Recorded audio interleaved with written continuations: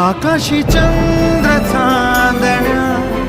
तोडून मी का आणल्या, मनाचा पाळणा करू बांधून घे जरा झुला, डोळ्यात तूच साजणी सुखाचा स्पर्श तू नामा, तुझ्या विना उरेन अर्थ जीवना, उजळे तुझ्या हसूने कणकण, अन चंद्र हे हातीचे काकण,